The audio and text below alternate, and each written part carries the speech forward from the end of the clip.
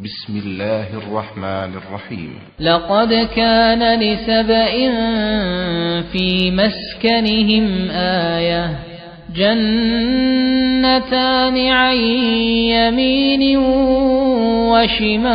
وشمال كلوا من رزق ربكم واشكروا له بلدة طيبة ورب غفور فأعرضوا فأرسلنا عليهم سيل العرم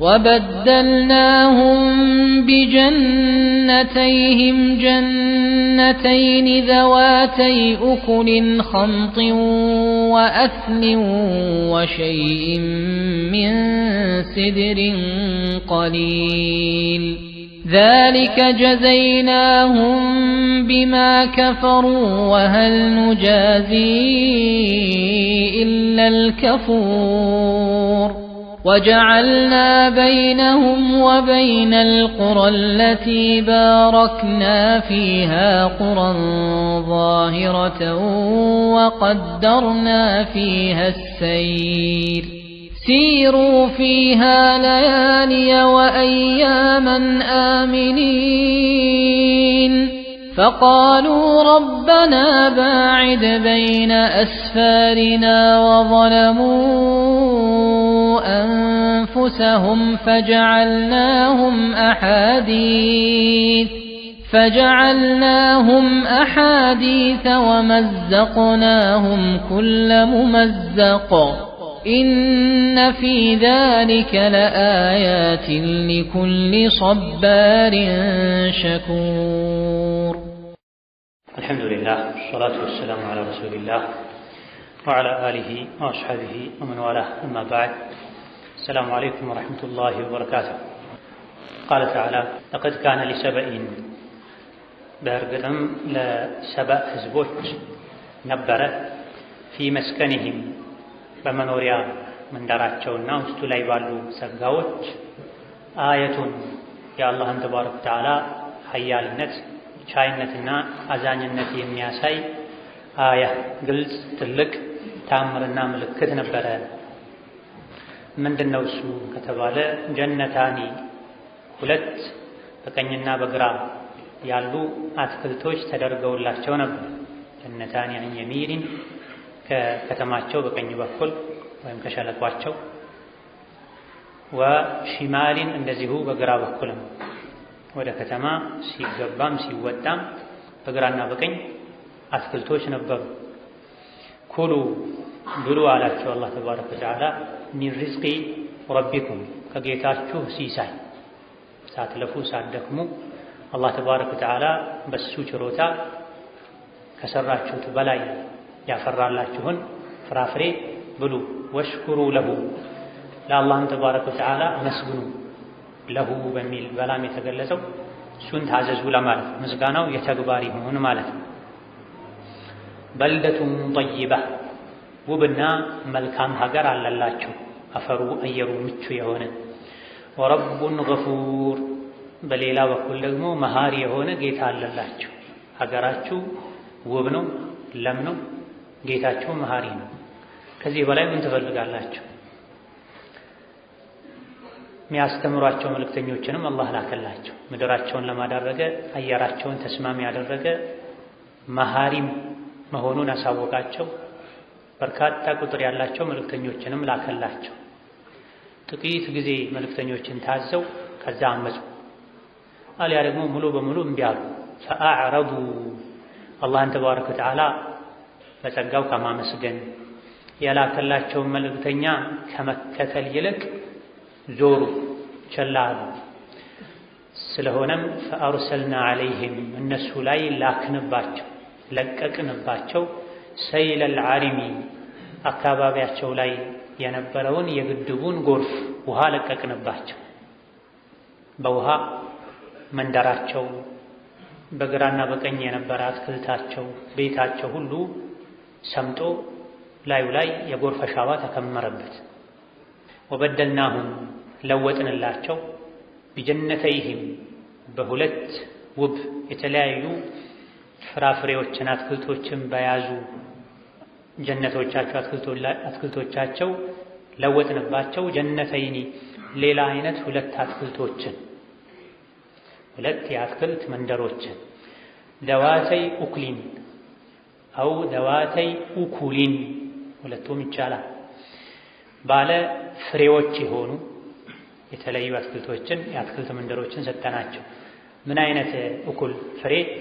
ኸምጢን መርጋጋና መራራ ጎምዛዛ የሆነ እንደተለመደው የሚጣፍጥ የሚያስደስት ሳይሆን ኸምጥ የሆነ ሚመር።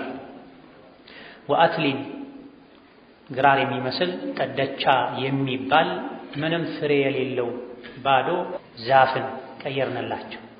ወሸይኢን የተወሰነ ሚን ሲድሪን ቁርቁራም አደረግንላቸው። ቀሊልን ግን እሱ ትንሽ ነበር። ከተተኩ መጥፎ ፍሬ አልባ ከሆኑ ዛፎች የተሻለው ሲድር ነበር፣ ቁርቁራ ነበር። ትንሽ አገልግሎት የሚሰጥ እሱ ነው። እሱንም አሳነስ ነው። የተለመደው አይነት ትንሽም ቢሆን አገልግሎት የሚሰጥም አልነበረም። ባዶ የቁርቁራ ዛፍ ቅጠል የሆነው ዳሊካ ይህን አደረገን። ጀዘይናሁ ይህን መነዳናቸው ቢማ ከፈሩ በመካዳቸው የአላህን ኒዕማ ጸጋውን በመካዳቸው በመጥገባቸው፣ በሌላ በኩል ደግሞ መልእክተኛ ተልኮላቸው መልእክተኞችንም እምቢ በማለታቸው በአላህ በማሻረካቸው። ወሀል ኑጃዚ እንዲህ አይነት ምንዳን እንመነዳለን እንዴ መጥፎ ምንዳን ኢለል ከፉር በጣም በጌታው ከሃዲ የሆነ አላህን ተባረከ ወተዓላ ማያመሰግንን ሰው እንጂ እንደዚህ አይነት ምንዳን ቅጣትን አንቀጣም አለ አላህ ተባረከ ወተዓላ። ወጀዐልና አደረግን በየመን በሰበእ ሰዎችና ወበይነል ቁራ በሀገሪቱ መሃል አለቲ ባረክና ፊሃ በእርሷ በረከትን ባደረግንባት በሻም በፍልስጤም በሱሪያ ምድር መሃል አደረገን ቁረም ዛሂራ ከሩቅ የሚታዩ ሁሉም ዘንድ የሚታወቁ የተቀጣጠሉ የተያያዙ ከተማዎችን አደረገን። ይህም ሌላ የጸጋ አይነት ነው።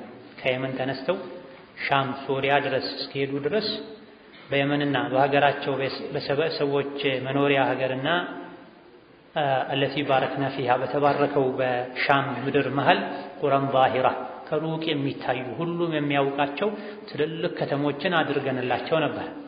ወቀደርና ፊሃ በየመንና በሻም መሃል በተባረከው ምድር መሃል ያሉ ከተሞች ውስጥም ፊሃ ሰይራ ጉዟቸውን የተመጠነ አድርገነው ነበር። ሳይደክም ተጓዥ ተጉዞ በሚያርፍበት ርቀት ልክ ማረፊያ አድርገንላቸው ነው። ምድረ በዳ ላይ አልነበረም የሚጓዙት። የተወሰነ ሄደው ያርፋሉ። ቀጣይ እረፍታቸውንም የት ማድረግ እንዳለባቸው ያውቃል። አመቻቸንላቸው አልናቸውም። ሲሩ ፊሃ ከሀገራችሁ ወጥታችሁ ብዙ ጊዜ ለንግድ ወደምትመላለሱበት የተባረከ ምድር ሻም፣ ሶሪያ፣ ፍልስጤም ድረስ ሂዱ፣ ተጓዙ። ለያሊያ ማታ ማታ፣ ወአያመን ቀን ቀንም፣ አሚኒና ምንም የጸጥታ ችግር ሳይሰማችሁ ሰላም ሆናችሁ በጸጥታ በሰላም ተመላለሱ። ሽፍታ አትፈሩ፣ አውሬ አትፈሩ፣ በሰላም የንግዱ ጉዟችሁን አድርጉ አልናቸው። ይሄን ጌታቸውን አመስግነው መቀበል ሲገባቸው ፈቃሉ አሉ ረበና ጌታችን ሆይ ባዒድ ወፊ ቂራአትን ባዒድ አርቅልን በይነ አስፋሪና በጉዞቻችን መሃል ርቀትን ፍጠርልን። ጥጋብ በዛብን፣ ምቾት በዛብን። በሀገራችን የመንና በንግድ አቅጣጫችን መሃል ያለው የረፍት ከተማ መዝናኛው በዛብን። ስለዚህ ከተማችን ጉዟችንን አራርቅልን።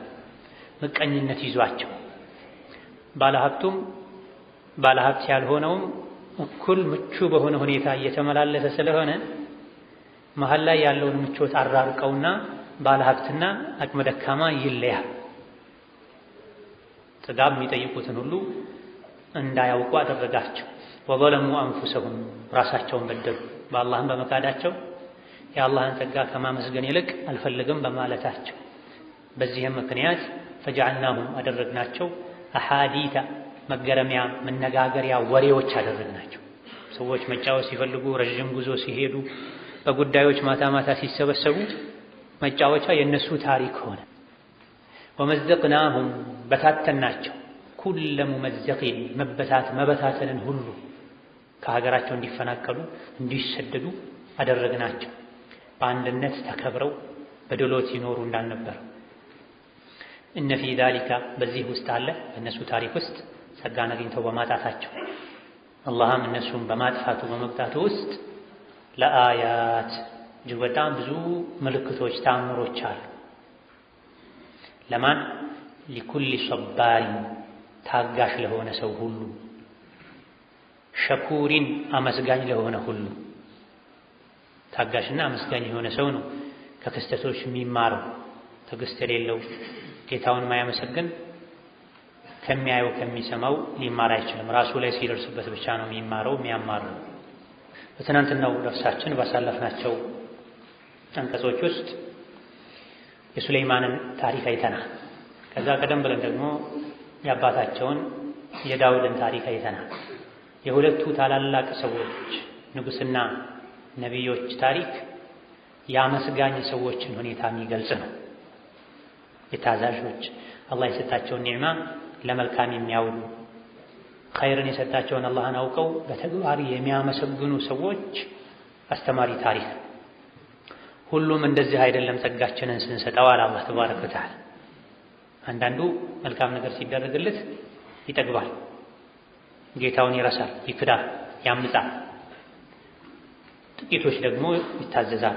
እዚህም ነው የትናንት አንቀጾች ላይ ወቀሊሉ ሚን ዒባዲ አሸኩር የተባሉ የዳውድ ቤተሰቦች ሆይ የሱለይማን ቤተሰቦች ሆይ ብዙ ጸጋን ሰጥተናችኋል። በዚህ በሰጠናችሁ ጸጋ አላህን ታዘዙበት፣ መልካም ስራን ስሩበት። ይሄን አደራ የምላችሁ አብዛኞቹ ባሮቼ ጸጋ ሲሰጣቸው አያመሰግኑም፣ ያምጻሉ፣ ይጠግባሉ፣ የትናንት ማንነታቸውን ይረሳሉ ብሎ ነበር። የአላህን ኒዕማ ለማያመሰግኑ ጸጋ ሲሰጣቸው ሁኔታቸው ለሚቀያየር ሰዎች ምሳሌ አድርጎ የሰበእ ህዝቦችን ታሪክ ነግሮናል። ለቀድ ካነ ሊሰበኢን ለሰበኦች በእርግጥም ነበራቸው ፊ መስከኒህም በመኖሪያ ሀገራቸው አያ የአላህን መኖር፣ የእሱን ሀያልነት፣ የእሱን መሃሪነት፣ የጸጋዎች ባለቤት ሁሉ እሱ መሆኑን የሚያሳይ አያ ታምር ነበራቸው፣ ምልክት ነበራቸው። አያ ማለት ከሩቅ የሚታይ ምልክት ማለት ነው። አላህን ራሱን በአይናችሁ ባታዩት ንግግሩን በጆሮአችሁ ባሰሙት እንኳ አላህ መኖሩን የምታረጋግጡበት ምልክት ማለት ነው። ዝናቡ፣ ከዝናብ የሚገኘው ፍራፍሬ፣ የአላህ እንክብካቤ አላህን መኖር በግልጽ ያሳየናል። ወፊ አንፉሲኩም አፈላ ትብሲሩን የተባለውም እዚህ አይናችን፣ እጃችን፣ እግራችን እኛ ላይ ያሉ ጸጋዎች፣ ኒዕማዎች በሙሉ አላህን የሚያሳዩ ናቸው። በዚህ ኒዕማ አላህን ያላወቀ ለምንድን ነው አላህን ሊያውቅ የሚችል? ሰባ የመን የሚገኙ ጎሳዎች ናቸው፣ የአረብ ጎሳዎች ናቸው። በአያታቸው ስም ነው የሚታወቁት። ሰባ አብዱ ሸምስ ነው የእሱ ስም። ታሪክ ላይ እንደሚታወቀው ሰባ ቅጽል ስሙ ነው።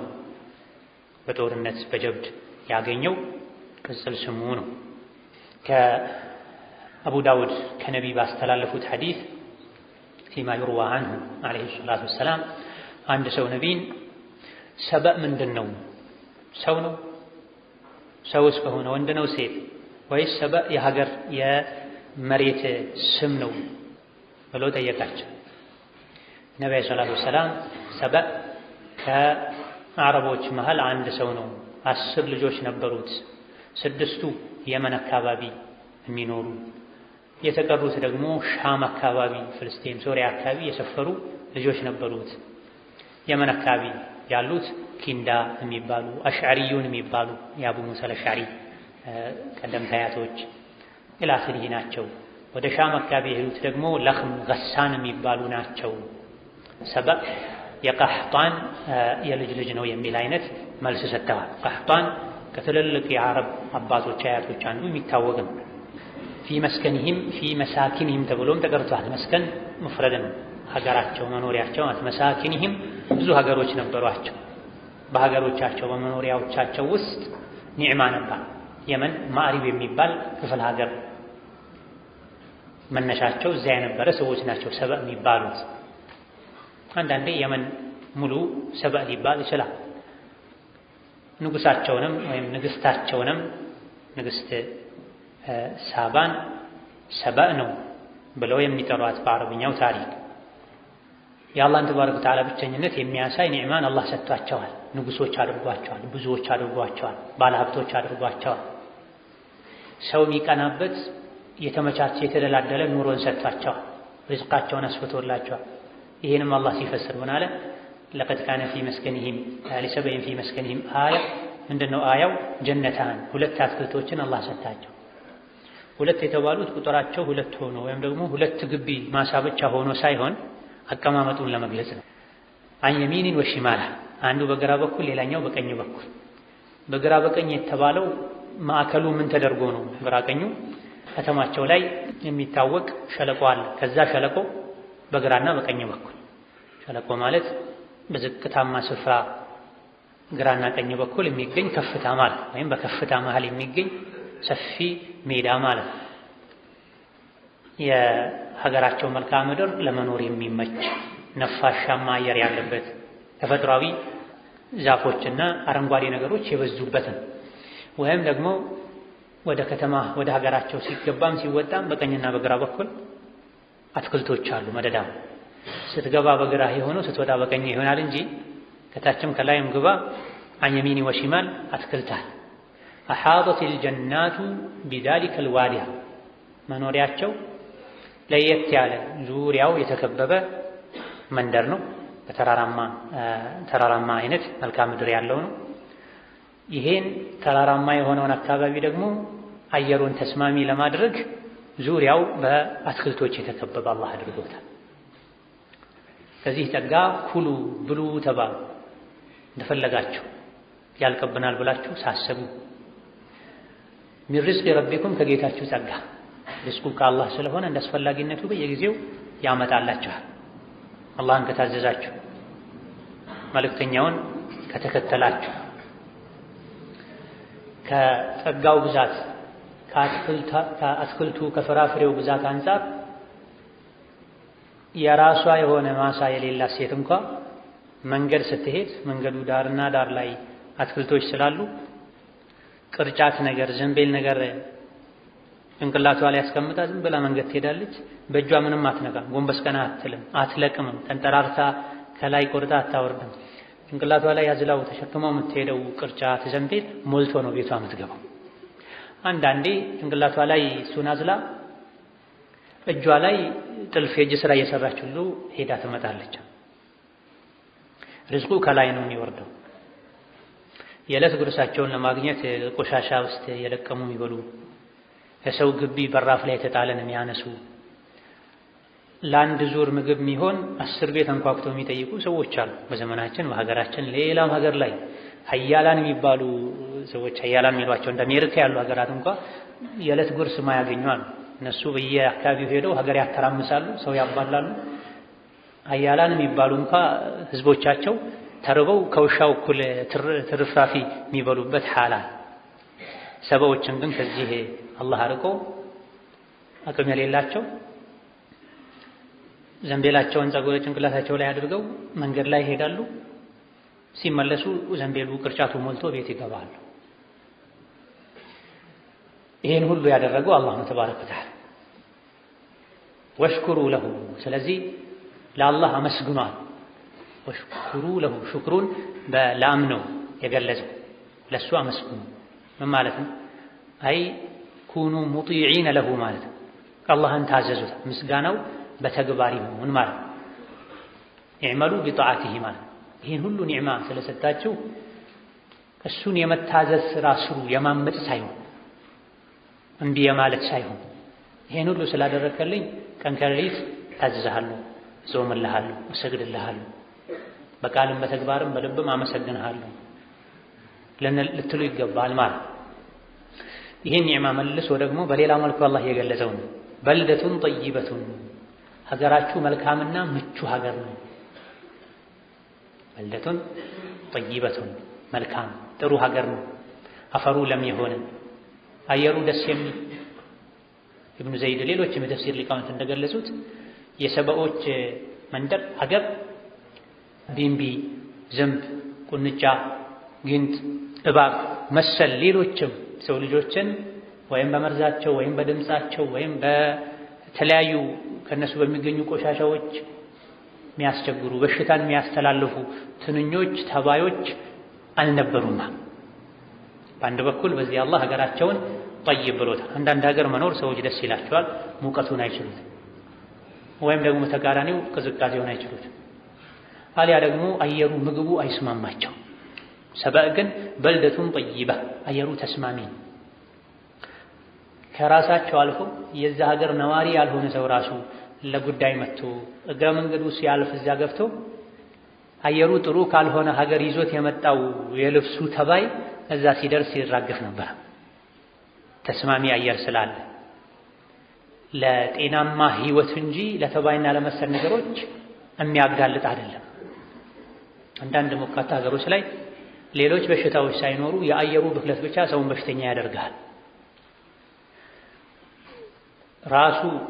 ለራሱ ምቾት እንዳይሰማው ያደርጋል። ሰው እንዳይጠጋው ያደርጋል። በሙቀቱ በአየሩ መበላሸት ምክንያት ከሱ የሚወጣው ላብ፣ ያ ላብ ላይ የሚገኙ ባክቴሪያዎች፣ ከባክቴሪያዎች የሚወጣው ቆሻሻ በየደቂቃው በየሰዓቱ ካልታጠበ ሰው መጥፎ ሽታ እንዲኖር ያደርጋል። የሚመገበው ምግብ አንዳንዴ ማይስማማ ሆኖም እንደዚሁ። እነሱ ግን ምግባቸው የሚስማማ አየራቸው የሚስማማ ሀገር አላህ አደረገላቸው። አንዳንድ አካባቢዎች ላይ መኖር ደስ ይላል፣ ግን ከእባብና ከመሰለ ጥቃት ከሚያደርሱ ነገሮች ጋር እንጂ ሰዎች አይኖሩም። ለአፍታ በር ቢከፍቱ ሳያዩ እባብ የሾለከ ገብቶ መኝታ ቤታቸውን፣ መጸዳጃ ቤታቸውን እባብ ይወራል። ባለንበት ዘመን እንኳን አየሩ፣ ሀገሩ፣ ንፋሱ፣ አረንጓዴው ደስ ይላል፣ ግን አብሯቸው አዳም ያደርጋቸው ሰላም እንዲያጡም ያደርጋቸዋል። እነሱ ሀገር ላይ ግን እንደዚህ አይነት ነገሮች አልነበሩም። ለምንድን ነው ይሄን አላህ ያደረገው? ሊንከባከባቸው ፈልጎ እንዲያውቁት ፈልጎ በጸጋው ያስተዋወቃቸው ነው።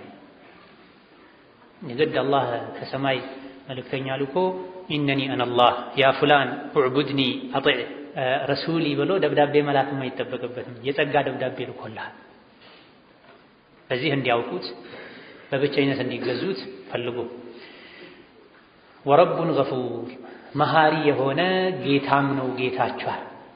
ረቡኩም ረቡን ገፉሩን ኢንሸከርቱሙሁ ማለት ካመሰገናችሁት ከታዘዛችሁት የላከላችሁን መልእክተኛ ከተከተላችሁ የእናንተ ጌታ መሃሪ ለዱንያ ብቻ ሳይሆን ለአኼራም አለላችሁ ያላችሁ። ዱንያችሁን በማብላት በማጠጣት የሀገራችሁን አየር ተስማሚ በማድረግ አመቻችቶላችኋል። በዱንያው ምቾት ተጠምዳችሁ ደግሞ አኼራን አትርሱ። ካመሰገናችሁት ከፈራችሁት ከታዘዛችሁት እዚህ ዱንያ ላይ እንደረዘቃችሁ አኼራም ወንጀላችሁ ምሮ ከዱንያው የተሻለ አትክልት ጀነት ያስገባችኋል አላቸው። ነገር ግን ገፉርነቱ ሊመን ታበ ወአመነ ወዐሚለ ሷሊሐን ثم اهتدى።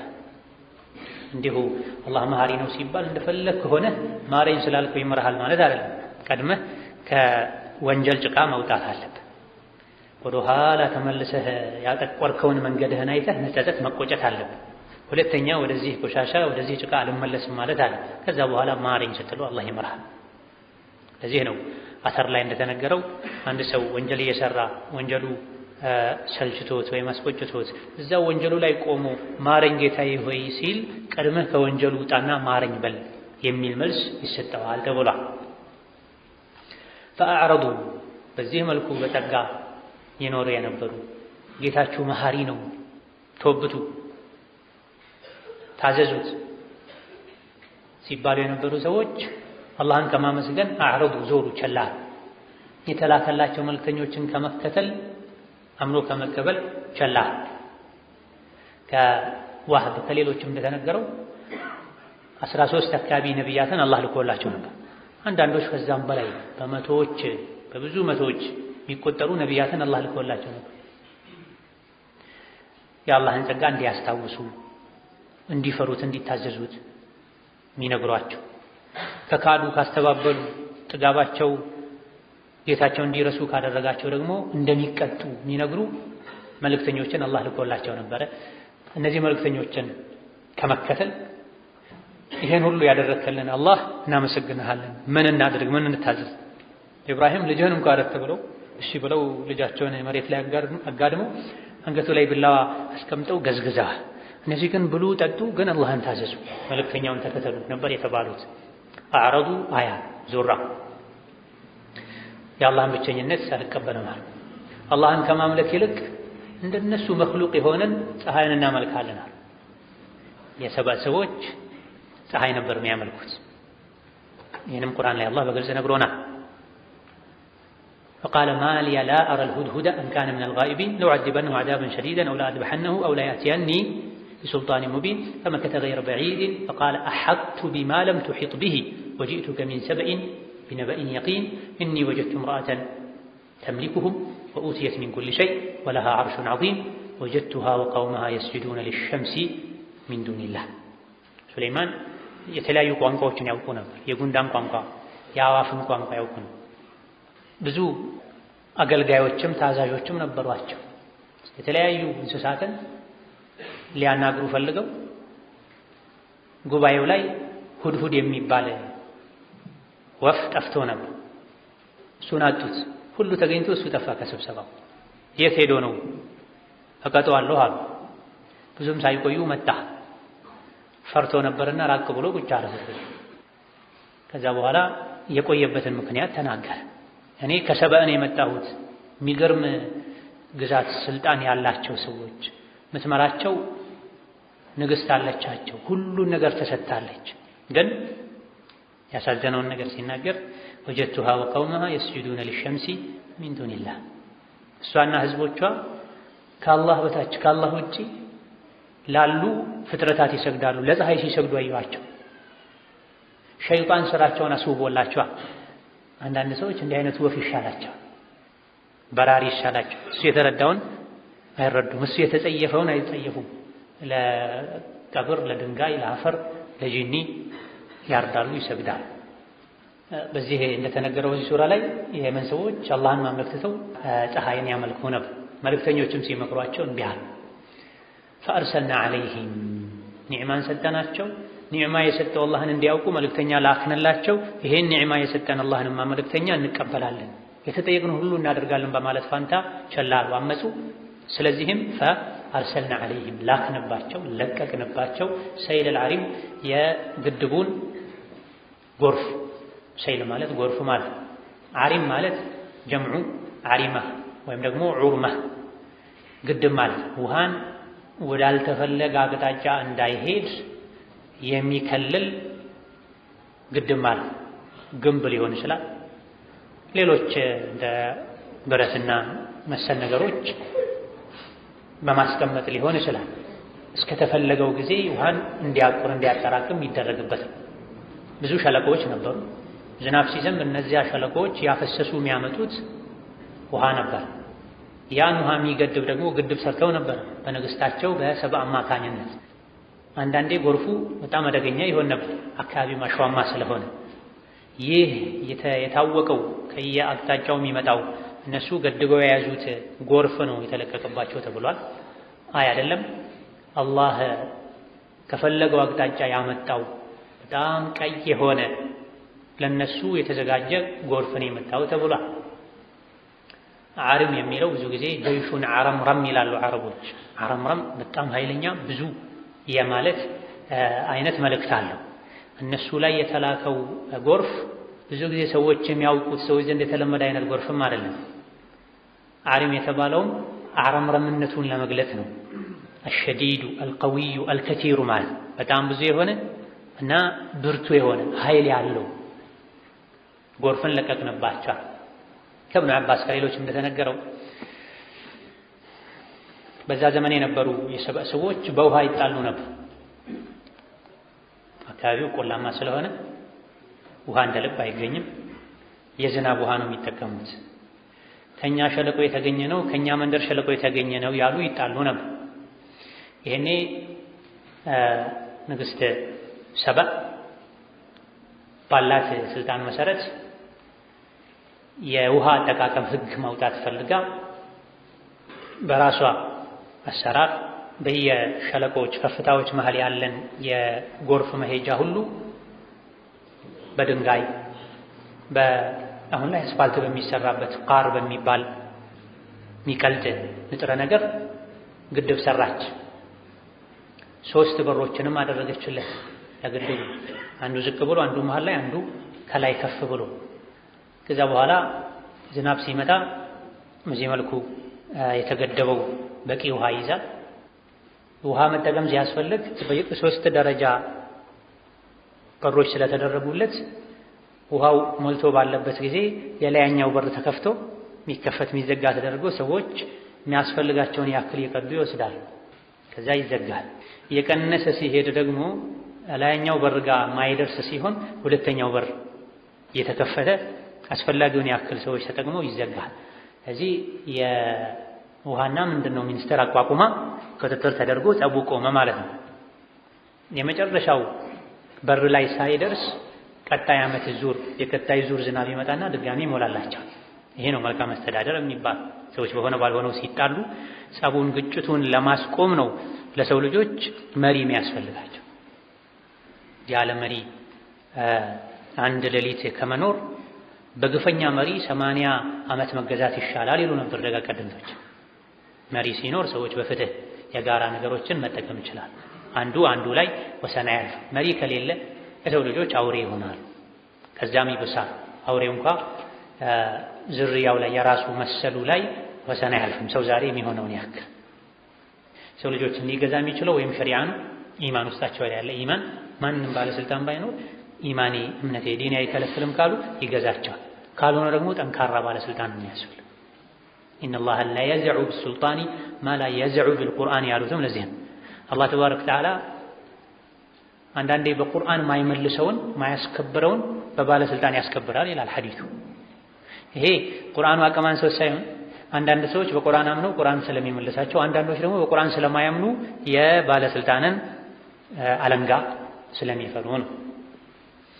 በዚህ መልኩ ይኖሩ ነበረ። ውሃን በፍትህ ያገኙ ይኖሩ ነው። መጽሐፎቻቸው ውስጥ ወደፊት ይህ ጸጋቸው ሊጠፋ እንደሚችል የሚያመላክት አንቀጽ ነበረ። በግድብ ውሃ ሰዎች ይጠፋሉ የሚል ይላሉ አንዳንድ የእስራኤልያ ቅሳዎች ላይ። ይሄን ስለሚያውቁ ደግሞ ከግድቡ ዙሪያ በብዛት ድመቶችን ያስሩ ነበር። አይጦች ሲመጡ ድመቶች ይመልሷቸው። ጊዜው ሲደርስ አይጦች ድመቶች ላይ አምፀው ወደ ግድቡ ውስጥ ገቡና ግድቡን መቦርቦር ጀመሩ። አላህ ጊዜው ሲደርስ ይሄን አደረገ፣ ሰበብ ሆነ። ከዛ በኋላ ግድቡ ፈረሰ፣ ወደ መንደር ዘለቀ። ያ ውብ የሆነውን ማሳቸውን፣ አትክልታቸውን፣ ቤታቸውን ከድሮ ጀምሮ በልዩ የግንባታ ችሎታ የሚታወቁ ሰዎች ናቸው። አሁንም ድረስ የየመን አካባቢ ግንባታ ከሌላ አካባቢው የግንባታ ስልት ይለያል። ብዙዎች ከነሱም የወሰዱት የሐድረሞት ስልጣኔ፣ የሰበእ የሰንዓ ስልጣኔ መባል ይታወቃል። የአሕቃፍ ስልጣኔ መባል ይታወቃል። የድሮ አያቶቻቸው ዓድ የሚባሉት ቋጥኝ ድንጋይን ቦርቦረው ቤት ያደርጉት ነበር በድሮ ዘመን። በዚህ መልኩ እንኳ ተጠናክሮ የተሰራ ቤታቸው ሊተርፍ አልቻለም። ቤታቸው ንብረታቸውን አሻዋ ደፈነው። ይህን ተፈናቀሉ ከሀገራቸው ራሳቸው ባመጡት መዘዝ ሀገራቸው በጎርፍ ተጥለቅልቆ በአሻዋ ተደፍኖ ተበታተኑ። ፈአርሰልና ዐለይሂም ሰይለል ዐሪም ማለት ይሄ ነው። ወጠበሪ ኢብኑ ከሲር ሌሎችም እንደዘገቡት ወበደልናሁም ቢጀነተይሂም በሁለት ጀነቶቻቸው ለወጥንላቸው ጀነተይኒ ሌላ ሁለት ጀነት ቢጀነተይሂም ጀነተይኒ ጀነተይሂም ከፊት የተጠቀሱት ናቸው። የሚያምሩ ለዓይን ለእይታ ደስ የሚሉ ሁሌ የተለያዩ አይነት ፍራፍሬዎችን የሚያዘንቡ ጸጋዎቻቸውን ራሳቸው አጠፉት። አሻዋ ተከመረበት፣ ጠወለገ፣ ረገፈ፣ ደረቀ፣ ጠፋ፣ አፈር ብቻ ሆነ። ያ የሚያስደስተው በንፋሱ ነፍስ የሚመልሰው መናፈሻ የሚመስለው መንደራቸው ምድረ በዳ በረሃ ሆነ። ቀየርንላቸው። ጀነተይኒ ደዋተይ ኡኩሊን ኸምጥ ሁለት ጀነቶችን ቀየርንላቸው። ደዋተይ ተስኒያን ባለ ኡኩሊን ባለ ፍሬዎች የሆኑ እኩል እዚህ ፍሬ ማለት ነው። ኸምጥን ይህ ፍሬ ደግሞ መራራ የሆነ ሲያዩት የሚያስጠላ መራራ የሆነ ሲያዩት የሚያስጠላ ማንኛውም የሚመር ሲያዩት የሚያስጠላ ፍሬ ኸምጥ ሊባል ይችላል። ወአስሊን አስልም ሰጠናቸው።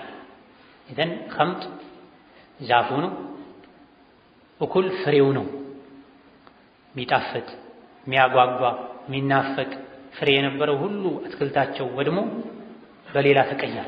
እንግዲያውስ አላህን በጸጋው ካላወቃችሁት በሌላኛው ደግሞ በቅጣቱ ወቁት ተብለው መልእክተኛ ሲላክ እምቢ ብለው ነበር። እውነት ጌታ ካለህ እስቲ ይሄን ጸጋችንን ያጥፋ ሁሉ ብለው ዝተው ነበር። አሳያቸው አላህ ተባረከ ወተዓላ። ወአስሊን አስልም ሰጣቸው። አስል ማለት እንደ ግራር ያለ ምንም ማያፈራ ማይመች ደረቅ ዛፍ። ወሸይኢን የተወሰነ ሚን ሲድሪን የቁርቁራ አትክልት አደረግንላቸው። ግን ቀሊል ቁርቁራው በጣም ጥቂት ነበር። ቁርቁራ የጽዳት አገልግሎት የሚሰጥ ነው። አሁንም ጀናዛ የሚታጠብበት ነው። ቅጠሉ ደርቆ ደቆ ተወቅጦ የሳሙና አገልግሎት ይሰጣል። ከሌላው ከአስሉ ከኸምጡ አንጻር ሲድሩ ትንሽ የተሻለ ነው። ምንም እንኳ ድሮ እነሱ ከለመዱት ወይንና ሌላ ፍራፍሬ አይነት አንጻር ሲድር ሰው የሚበላው አይደለም፣ የንጽህና አገልግሎት የሚሰጥ ነው። ነገር ግን ያን አተው ከተቀየረላቸው አስልና ኸምጥ አንጻር ትንሽ የሚሻለው ቁርቁራ፣ እሱንም አላህ አብዝቶ አልሰጣቸውም። ወሸይኢን ሚን ሲድሪን ቀሊል ጸጋዎቹን አላህ ተባረከ ወተዓላ ባሮቹ ካላወቁ ካላመሰገኑ ይቀይራል። በጸጋ ያላወቁትን በቅጣት እንዲያውቁት ለማድረግ። ለዚህ ነው ቀታዳ ምን አሉ ታላቁ ታቢዒ ካነ ሸጀሩል ቀውሚ ሚን ኸይሪ ሸጀር ፈሰየረሁ ላሁ ሚን ሸሪ ሸጀሪ ቢአዕማሊሂማ። እነዚህ ሰባ የሚባሉ ህዝቦች የተሰጣቸው ዛፍ ከዛፎች ሁሉ ከአትክልቶች ሁሉ የሚሻል ነበረ፣ ምርጡ ነበረ። ግን ኋላ ላይ አላህ ከዛፎች ሁሉ ከአትክልቶች ሁሉ ከሚበቅሉ ነገሮች ሁሉ ሸር መጥፎ የሚባለውን አላህ አደረገላቸው፣ ቀየረባቸው። በምን ምክንያት? ቢአዕማሊሂም በስራቸው ምክንያት። የሰው ልጅ ዱንያው መኺራው የሚበላሸው አብዛኛውን ጊዜ በራሱ ስራ ቢማ ከሰበት አይዲናስ።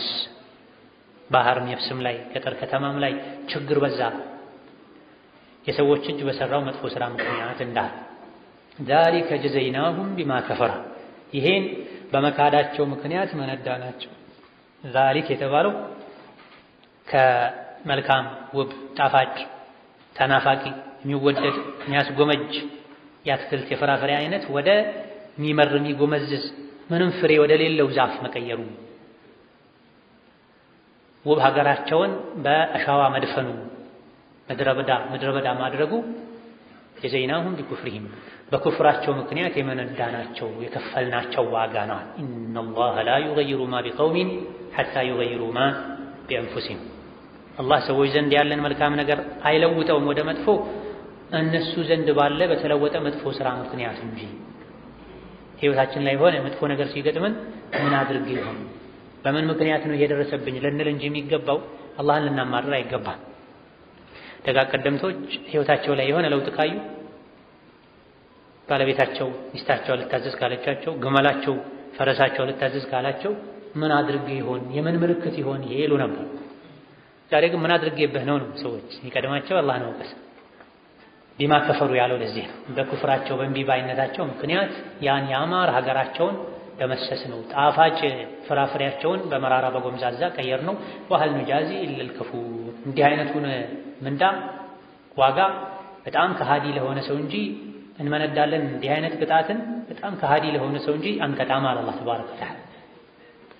ከኢብኑ ኺራ ከሚባሉ ሱሐቢ እንደተነገረው የወንጀል ጀዛው የወንጀል የማመፅ አላህን የማስቆጣት ጀዛው አልወሃኑ ፊል ዒባዳ አልወህኑ ፊል ዒባዳ ዒባዳ ላይ መድከም ነው። አንድ ሰው ወንጀል ካበዛ ወንጀል ከሰራ ዒባዳ ላይ ሰነፍ ይሆን፣ ዒባዳ ይከብዳል።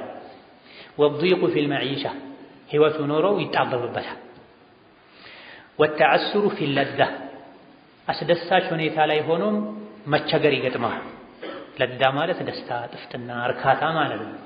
ግን ወንጀል ሲዳፈር አንድ ሰው ለዛው ደስታውም ወደ ችግር ይቀይርበታል። ወመተዓስሩ ፊል ለዛ ተባለ ምን ማለት ነው? በለዛ በእርካታ ውስጥ ሆኖ መቸገር ማለት ማለት ነው ሲሏቸው ላ ዩሳዲፉ ለዘተን ሐላለን ኢላ ጃአሁ መን ዩነግሱሁ እያህ ደስ የሚል ሐላል የሆነ ደስታ ላይ እርካታ ላይ ሆኖ ሳለ ያን የሚያደፈርስበት ያን የሚያሳጣው ነገር አላህ ያመጣበታል። ስለዚህ ህይወታችን እንዲጠራ ደስታችን እንዲሞላ አላህን ተባረከ ወተዓላ መታዘዝ ማመስገን ያስፈልጋል ማለት ነው። ወጀዐልና አደረገን በይነሁም በሰበዎች በየመን ሰዎችና ወበይነል ቁራ በሀገሪቱ መሃል አለቲ ባረክና ፊሃ እሷ በረከትን ባደረግንባት ሀገር መሃል የሻም የሱሪያ የፍልስጤም ሀገሮች ማለት ነው። ወደዚያ ለንግድ ይመላለሱ ስለነበር አሊያ ደግሞ ከሰበእ ማረፊያ ከሆነው ከማዕሪብ ሰንዓ ድረስ ያለው ሌሎች የየመን የሚንቀሳቀሱባቸው ክፍል ሀገሮች መሃል ያለውን በዛ መሃል አደረገን። ቁረን ዛሂራ ግልጽ የወጡ ከሩቅ የሚታዩ ሰው ሁሉ የሚያውቃቸው እንደገና ደግሞ ተያያዥ የሆኑ ተቀጣጣይ የሆኑ ከተሞችን አደረገና ለምን ጉዟቸው እንዳይከብድባቸው እንዳይቸገሩ ስንቅ እንዳይሸከሙ ከቤታቸው ወጥተው ሌላኛው ሀገር እስኪደርሱ ድረስ በየመሃሉ ቁራ ዛሂራ ግልጽ የሆኑ ታዋቂ ሰዎች በታሪክ የሚያውቋቸው ማይቸገሩ ከተሞችን አደረግና ይሄ ጉዞ የሚያበዛ ሰው ዘንድ ግልጽ ነው። ብዙ ጊዜ በአንድ አቅጣጫ የሚመላለስ ሰው እየተጓዘ ሳለ አሁን ያለንበት አካባቢ እንዲህ አይነት ቦታ ነው። እዚህ ለጎህር ገሌ የሚባል ከተማ እንቆማለን። ምሳ ገሌ የሚባል ከተማ እንበላለን። ሻይ ገሌ የሚባል ከተማ እንጠጣለን ይላል። አካባቢው ጥሩ ከሆነ ካወቀ ለእነዚህ ሰዎችም እንዲህ አይነቱን ኺድማ አላህ አመቻችቶላቸው ነበር። ቁራው እንዲሁ የተደበቀ አንዳንድ ሰዎች ጉዟቸው ላይ ማረፍ፣ መስገድ፣ ምግብ መመገብ እየፈለጉ ባለማወቃቸው ጥሩ አገልግሎት ያለባቸው ከተማዎችን አልፈው ሄደው በረሃ ላይ ቆመው ወይም ደግሞ የገጠር ከተማ ላይ ቆመው ምንም አገልግሎት የሌለበት ከተማ ላይ ቆመው ምሳል እንበላ ነበረ ልናርፍ ነበረ ይላሉ። ጥቂት ኪሎ ሜትሮችን አልፈው ሄደው በምን ምክንያት? ዛሂራ ባለመሆኑ ምክንያት። የየመን ሰዎችን ግን መጓጓዣቸው ላይ ያሉ ቁራዎችን፣ ከተሞችን፣ መንደሮችን አላህ ምን አደረጋቸው? ዛሂራ ግልጽ አደረጋቸው። ለእይታም ግልጽ ናቸው፣ በቀላሉ ይታወቃሉ። አንዱን ከተማ ጨርሰው ሳይወጡ ሌላ ከተማ ይመጣል። ከአንዱ ከተማ ወጥተው ብዙም ሳይርቁ ሌላ ከተማ ይመጣል። እዚህ በየመሃሉ የሚያስፈልጋቸውን ነገር ያገኛሉ። ረጅም ጉዞ እንደሚጓዝ ሰው ቀለብ ለመሸከም አይቸገርም፣ ለማረፍ አይቸገርም። የት ላርፍ ነው አይሉ። ከየመን እስከ ሻም አካባቢ ያለው ርቀት 2310 ምናምን አካባቢ ኪሎ ሜትር ነው። 2310 ምናምን ከኢትዮጵያ መካ አካባቢ እንደማለት ነው። ይሄን ሁሉ ሲጓዙ በየቅርብ ርቀቱ አላህ ምቹ ከተማዎችን አድርጎላቸው ከቤታቸው የወጡ ያክል አይሰማቸው። ገጠር ከተማው እኩል ነው ማለት ነው። ወቀደርና ፊሃ ሰይራ ጉዞውንም መጠነናል። ጉዟቸውን መጠነን። ሰይር ማለት ጉዞ ማለት ምን ማለት ነው? የሆነ ያክሉ ጉዞ በጣም አድካሚ አሰልቺ ሆኖ በሁለቱ ከተሞች መሃል ያለው ርቀት በጣም ከመብዛቱ የመጣ አሰልቺ ሆኖ እንደገና ደግሞ ሌላኛው ደግሞ በተቃራኒው በጣም ቅርብ ሆኖ ከአንድ ከተማ ወጥተው ወዲያውኑ ወደ አንድ ከተማ ገብተው የመተሳሰር ስሜት የመዘናጋት ስሜት እንዳይሰማቸው በየከተማው መሃል ያለው ጉዞ ገር ነው፣ የተመቻቸ ነው፣ የተመጠነ ነው። ለተጓዥ በሚያስፈልግ ርቀት የተመጠኑ ከተማዎች ተደርገዋል። የተወሰነ ተጉዘው ረፋድ ላይ ያርፋሉ። ከዛ በኋላ ከሰዓት ጉዟቸውን ይቀጥላሉ። በየከተሞችም ልክ ዋናው ከተማቸው ላይ ሰበእ ላይ እንዳለው ግራና ቀኙ አትክልት ነው። ሰዎች የሄዱ ሁሉ ፍራፍሬ መብላት ይችላሉ ተብሏል። ሲሩ ፊሃ በእነዚህ ከተሞች ተጓዙ። ለያሊያ ቀንም ሌሊትም ወአያመን ማታ ሌሊትም አያመን ቀን ከሌሊት የፈራችሁ ሳይሆን አሚኒነ ሰላም የተሰማችሁ ለደህንነት ማትሰጉ ሆናችሁ ለህይወት ለንብረት ማትሰጉ ሆናችሁ ማዳ በቀንም በማታ ተጓዙ።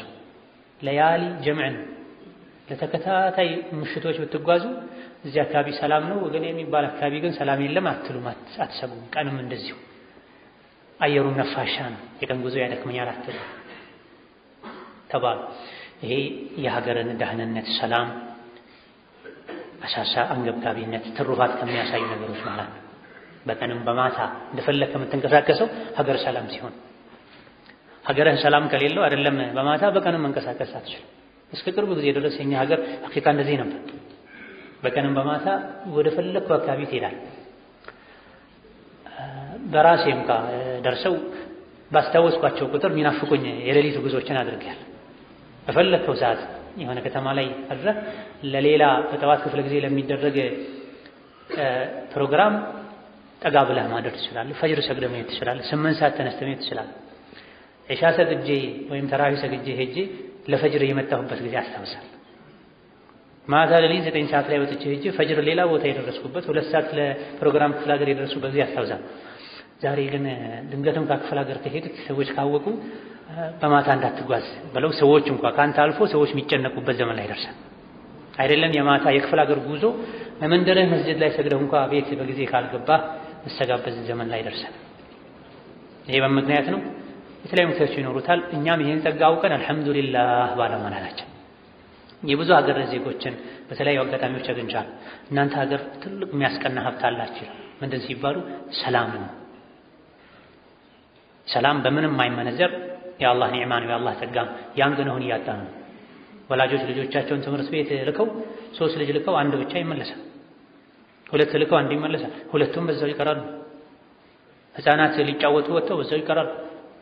የቤት አባወራ ለልጆቹ ዳቦ ሊያመጣ ሄዶ የአውሬ ዳቦ ይሆናል። አሁን ማታ ማታ ነው የሚያሰጋው። ነገ አላሁ አዕለም አላህ አያድርገውና ቀንም ማስጋቱ ይቀር። ማታ ላይ እንደ ልቡ ሰውን ገድሎ ንብረቱን ዘርፎ የለመደ ወንበዴ ቀን ጠራራ ፀሐይ ላይ ሲሄን ቢያደርግ ማን ምን ይላል? ምን ይፈራል? እዚህ ይሄ ሰላም ማጣት ከሰማይ የመጣብን በላ ነው። እርስ በርሳችን በመባላታችን አልሐምዱሊላህ ንጹህ አየር በመተንፈሳችን ንጹህ ውሃ በማግኘታችን ብለን ማመስገን ሲገባል፣ ሰላም ይሻላል ከሁሉ ማለት ሲገባል የሰላሙን የአላህን ጸጋ ንቀን ትተነው ኑሮ ተወደደ እንዲሆነ ብለን ሌሎች ነገሮችን ማማራራችን አለማመስገናችን ያመጣው በላ ነው። ፈቃሉ ረበና ባዒድ በይነ አስፋሪና ጉዞቻችንን መሀል ርቀትን ፍጠራ፣ አራርቅብን ከተማው ነው ቅንጦት በዛባቸው። ለምን ይሄን አሉ? የሀብታምና ድሃ ደረጃ እንዲታወቃሉ ተመቃኝተው። ጉዞው ቀላል ሲሆን ሀብታሙም ድሃውም መጓጓዣ አያስፈልገውም፣ ስንቅ ሰርቶ መያዝ አያስፈልገውም። ብዙ ጊዜ ሀብታምና ድሃ ከሚለይባቸው አጋጣሚዎች አንዱ ጉዞ ነው። ቤቱ ሁሉም ገመናውን ደብቆለት ይኖራል። እንጀራ በምጥምጣም ብላ፣ እንጀራ በክትፎም ብላ፣ ቤትህ አይታወቅም። ከሰዎች ጋር ጉዞ ስትወጣ ግን ጉዱ ይወጣል። ማይበላ መኪና ውስጥ ኩርምት ብሎ የሚቀመጥ ሰው አለ። ጉዞ ላይ የትልልቅ ሆቴሎችን ፈልጎ ይገባል። ለ6 ለ7 ተባብረው አንድ እንጀራ የሚበሉበት በየደረጃው ታገኛል ጉዞ ላይ። ነገር ግን መሀል ላይ የጉዞ ኺድማ ለሁሉም የሚሰጥ ከሆነ እኩል በሆነ መልኩ ባለጸጋ ይሄ አይመቸው፣ ደረጃው እንዲታወቅ ይፈልጋል። እነሱ ይሄ በሽታ ደረሰባቸው። ሁላችንም በጸጋ ዝም ብለን እኩል መጓዝ የለብንም። ሀብታምና ድሃ እንዲለይ ጉዟችን መሀል ላይ ያለው መልካም አቅርቦት ያለበት ከተማ መጥፋት አለበት። አሰልቺና አድካሚ ጉዞ እንፈልጋለን አሉ ለሁለት ነገር። አንድ ጥሩ መጓጓዣዎች ያሉት ባለ ሀብት ከሌለው ድሃ እንዲለይ፣ የምግብ የመግዛት ስንቅ የመሰነቅ አቅም ያለውና የሌለው እንዲለያል። በኒ እስራኤሎች መንና ሰልዋ የሚባል የጀነት ምግብ አላህ ያበላቸው ለሙሳ እኛ ሰለቸን፣ መንና ሰልዋ ምስር እንፈልጋለን፣ ሽንኩርት እንፈልጋለን፣ ጎመን እንፈልጋለን፣ ይቀየርልና በጀነት ምግብ እህቢጡ ሚስራን ወደ የትኛውም ከተማ ሄዱና በየአስፋልቱ በየመንገዱ ዳር ሽንኩርትና ምስር ታገኛላችሁ። አተስተብዲሉነ الذي هو أدنى بالذي هو خير የተሻለ ብሎ አላህ ከጀነት ያመጣላችሁን መንና ሰልዋን መብላት ትታችሁ እንዴት ነው ሽንኩርትና ምስር አማረኝ የምትሉ? እነዚህም ምቹ የሆነውን ጉዟቸውን አሰልቺ እንዲሆን አላህን ጠየቁ። አላህም ተባረከ ወተዓላ መልስ ሰጣቸው። ለዚህ ነው ላ ተድዑ ዐላ አንፉሲኩም ይላል ሐዲሱ። ራሳችሁ ላይ ዱዓ አታድርጉ፣ ቤተሰብና ንብረታችሁ ላይ ዱዓ አታድርጉ። ምናልባትም አላህ ዱዓን እሺ የሚልበት ሰዓት ገጥሟችሁ ልትጎዱና ልትጎዱ ትችላላችሁ አለ ነብዩ ሰለላሁ ዐለይሂ ወሰለም። ትንሽ ችግር ሲደርስባቸው ራሳቸው ላይ የስድብ የእርግማን የዱዓ ማዕት የሚያዘንቡ ሰዎች አሉ። ልጃቸውም ላይ እንደዚሁ የሆነ ጥፋት ስላጠፋ ልጃቸውን ረግመው እዛው አንዳንዴ ወድቆ ሲንፈራፈር ሊያዩ ይችላሉ። መልሰው ምላሳቸውን ይበሉታል፣ ያኝኩታል በጸጸት በቁጭት። እነዚህ ሰዎች ራሳቸው ላይ ዱዓ አደረጉ። አላህም እሺ ያላቸው በጥጋብ ያደረጉት ዱዓ ተቀባይነት አገኘ። ወይም ደግሞ በአንዳንድ አቀራሮች ባዓዳ ተብሎ ተቀርቷል። የያዕቁብ አቀራር ባዓዳ ማለት ከፊተኛው ተቃራኒ ነው። አብዛኞቹ የቀሩት የመረጡትም አራርቅልን ባዒድ ሁለቱም አንድ ማዕና ያላቸው ቀራሮች ናቸው። ጸጋ በዝቶባቸው ጠግበው አራርቅልን አሉ። ሌላው ደግሞ ባዓዳ የሚለው አንሶናል ይላል። ቁራ ባሂራ በየመሃሉ ያለው ሁሉ ነገር ያለው ከተማ ተራርቆብናል ይቅረብልን ከዚህም በላይ አለ። ይሄ አንድ ተፍሲር። ወዘለሙ አንፉሰሁም ራሳቸውን በደሉ በጥቃት አላህን ማመስገን በመተው መልእክተኞችን አልከተልም በማለት ወከዛሊክ ራሳቸውን በደሉ በምን አቅመ ደካሞችን በመመቅኘት ለሁሉም ብሎ አላህ ያመጣውን ጸጋ እኛ ብቻ እንጠቀም የኛ ደረጃ ይታወቅ ጉዞው ራቅ ይደረግና ደሃና ሀብታም ይለይ ብለው አቅመ ደካሞችን ማቀፍ ሲገባቸው እኛ ብቻ እንኑር እኛ ብቻ ይድላን እኛ ብቻ እንታይ ብለው ድሆችን ተመቅኝተው ነገር ግን ዳፋው ለድሆች ብቻ አልሆነም መዘዙ ለሀብታሞችም ለሁሉም ተረፈ። ፈጀዐልናሁ ሐዲታ ወሬ ያደረግናቸው ለሰዎች መማሪያ ያደረግናቸው። ሰዎች ቡና ሲጠጡ ስለነሱ ያወራል። ማታ ተሰብስበው የቤተሰብ ጨዋታ ሲጫወቱ ስለነሱ ያወራል። በምን በመጥፋት በመዋረድ ከዛ ከነበሩበት ከፍታ ወጥተው ተዋረዱ፣ ይበሉት አጡ። ወመዘቅናሁም ኩለ ሙመዘቂን መበታተንን ሁሉ በታተናቸው። ከሀገራቸው ወጥተው ሀገራቸው ቅድም እንዳልነው አፈር ለብሶት አሻዋ ተከምሮበት አሻዋ ውጦት መኖሪያ አጡ። ያ ሁሉ ፍራፍሬያቸው አትክልታቸው ጠፍተው አትልና ኸምጥ ተቀየረበት። ሰው አይደለም አንዳንዱ እንስሳት ሁሉ ማይበሉት የሚመር የሚጎመዝዝ ሀገሩ እንደዚህ ሲሆን እነሱ ወጥተው ተበታትነው ሌላ ሀገር ጥገኛ ሆኑ። ከምን በኋላ ከአንድነት ከመግባባት ከምቾት ህይወት በኋላ ይሄም ሌላ አንድ የአንድነት ሀገር ላይ ርዝቅን ሀገር ላይ የማግኘትን ደረጃ ጸጋ የሚገልጽ ነው። ለዚህ ነው ከመልካም ዱዓዎች አንዱ ርዝቅህን አላህ በሀገርህ ያድርግልህ ይባላል። ከቤተሰቦችህ ጋር በራስ ሀገር ላይ ከቤተሰቦችህ ጋር አብረህ ሆነህ ትንሽ ርዝቅ ያስደስትሃል። የአካባቢ የሀገርህ የቤተሰቦችህ መንደር ርዝቅ አላረካ አልበቃ ብሎ ደግሞ ስትሰደድ ብዙ ብር እንኳን ብታገኝ በዛ ብር ልክ ከእህትህ ጋር ከአክስትህ ጋር ከዘመዶችህ ጋር ተገናኝተህ ጀማ ፈጥረህ ባለመብላት ባለመጠጣትህ ደግሞ ደስታ ይቀንስብሃል። ለሰባ ሰዎች ሁሉንም አላህ ሰጥቷቸው ነበር። ጥሩ አገዛዝ አስተዳደር ነበራቸው። ቅድም የውሃን ጉዳይ እንደ ምሳሌ አንስናል። ሌሎች ወኡቲየት እሺ ሚን ኩሊ ሸይ አንዲትን ንግስት አየሁኝ ቅኝት ላደርግ በሄድኩበት ሰባ ከሚባል ሀገር ነው የመጣሁት። የሀገራቸው መሪ ሁሉን ነገር ተሰጥታለች ለንጉስ የሚያስፈልግ ነገር በሙሉ ማለት ነው። እንደሷ ስልጣንና ሀብት ክብር ያለው ሰው አለ ብላም አታስብም ነበረ። ወደፊት አላህ ካኖረን ሱረቱ ቀሰስ ላይ አው ነምን ላይ ምናየው ይሆናል። አምጥቶ አላህ ከሷ የበለጠን ስልጣን ለሱለይማን እንደሰጠ አሳያት። ስታይ በህልሟ መሰላት። የሱለይማንን ዘመናዊ ፎቆችን ስታይ ፎቁ ሲያንጸባርቅ ውሃ ውስጥ ልትገባ መስሏት ወከሸፈት አን ሳቀይሃ ቀሚሷን ወደ ላይ ሰበሰበች። ኢነሁ ሰርሑን ሙመረዱን ሚን ቀዋሪር ወንዝ ውስጥ አቋርጠሽ ልትሻገሪ መስሎሽ ነው እንደ ልብስሽ የምትሰበስቢ? ይሄው እኮ ከብርጭቆ የተሰራ ፎቅ ነው አሏት። ይሄኔ አላህን አጠራች። በሱለይማን ትልቅ ንግስና ለሱለይማን አላህ በሰጠው ኒዕማ ተደምማ ተገርማ ሸሃዳ ያዘች ይዘው ሰለመች። ወአስለምቱ መዓ ሱለይማን ሊላሂ ረቢል ዓለሚን። አሻሂድ እንደሱ አይነት ኒዕማ ጸጋ መልካም አስተዳደር ታይቶ ማይታወቅ አይነት ሰዎች ነበሩ። እንደነሱ እይታ ከአብዛኞቹ አንፃር በትክክል ከዛ ሁሉ ወጥተው ተበታተኑ። ወመዘቅናሁም ኩለ ሙመዘቅ መበታተንን ሁሉ በታተናቸው። አንድ ሆነው በኒዕማ በድሎት በጸጋ ይኖሩ እንዳልነበረው ተበታተኑ። የተወሰኑት ወደ ሻም ሶሪያ ሄዱ፣ የተወሰኑት ወደ ኦማን ሄዱ፣ የተወሰኑት ወደ መካ አካባቢ ቲሃማ የሚባል አካባቢ ሄዱ፣ የተወሰኑት ወደ ኢራቅ ሄዱ፣ የተወሰኑት ወደ መዲና ሄዱ። አውስና ኸዝረጅ የሚባሉትም ከዚሁ ሸሽተው የሄዱ ናቸው። አውስና ኸዝረጅ የመዲና ሰው አይደሉም በመሰረቱ።